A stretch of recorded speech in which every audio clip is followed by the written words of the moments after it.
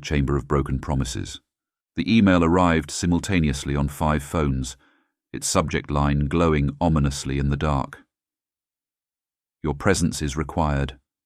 Only one will leave. Jess, the skeptic of the group, scoffed. Another spam chain letter. Delete and forget. But curiosity got the better of Mika, who opened it. Her gasp drew the others' attention. Guys, it has our names and pictures, recent ones. The message was simple. Tonight, 11 p.m., 1313 Raven Street. Enter together. Only one leaves alive.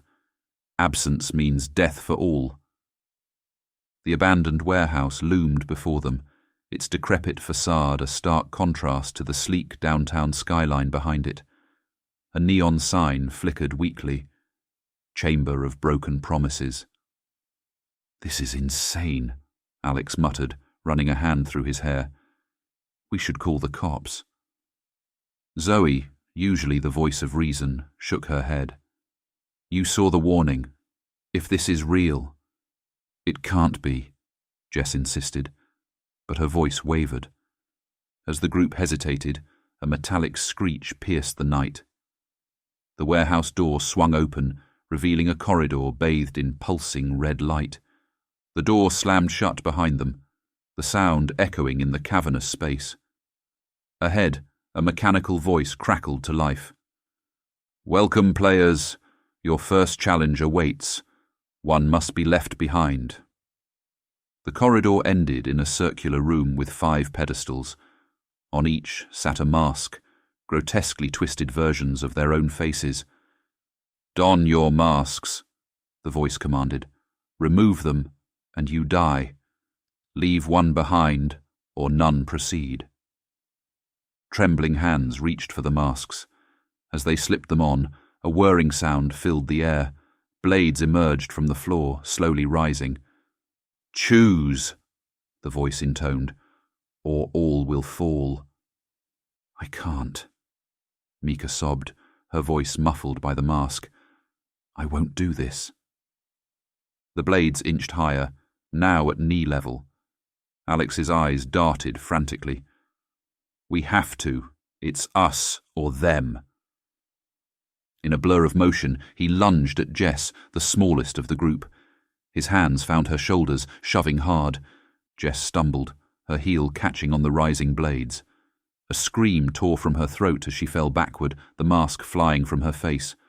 The blades stopped, retracted. Jess lay motionless on the floor, her eyes wide and unseeing. Proceed, the mechanical voice instructed. A door slid open. Guilt and shock propelled the remaining 4 forward. The new room was a labyrinth of mirrors, their reflections distorted and multiplied infinitely. Find the exit, the voice commanded. But beware, not all reflections are what they seem. They split up, each taking a different path.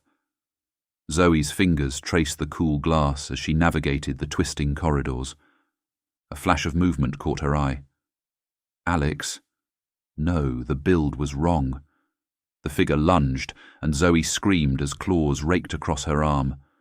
Blood seeped through her sleeve as she ran, the creature's howls echoing behind her. Mika found Zoe first, huddled in a corner, shaking. Something's in here with us, Zoe whispered. A roar shook the maze. Glass shattered somewhere nearby. There! Alex shouted. A gap in the mirrors revealed a door. Run! They sprinted towards freedom, the creature's heavy footfalls gaining on them. The door began to close. It's not big enough for all of us, Liam realized, his voice breaking. Mika made the choice for them. She turned, arms spread wide, facing the oncoming beast. Go! She screamed. The others slipped through the narrowing gap as Mika's scream cut off abruptly. Panting, the 3 survivors found themselves in a stark, white room. A single table stood in the center, bearing 3 items: a gun, a vial of dark liquid, and a key. The voice spoke one last time. 2 must die for 1 to live. Choose your fate. Liam's hand inched towards the gun. Zoe eyed the vial. Alex stood frozen, eyes locked on the key. We don't have to do this, Zoe pleaded. We can find another way. A timer appeared on the wall, counting down from 60 seconds. I'm sorry, Liam whispered, raising the gun. The warehouse door creaked open. A single figure stumbled out, clothes torn and stained, eyes wild with trauma. As sirens wailed in the distance, the survivor clutched a blood-smeared key, the weight of its promise heavy in their palm. Behind them, the neon sign flickered and died, leaving only darkness and the echoes of broken promises.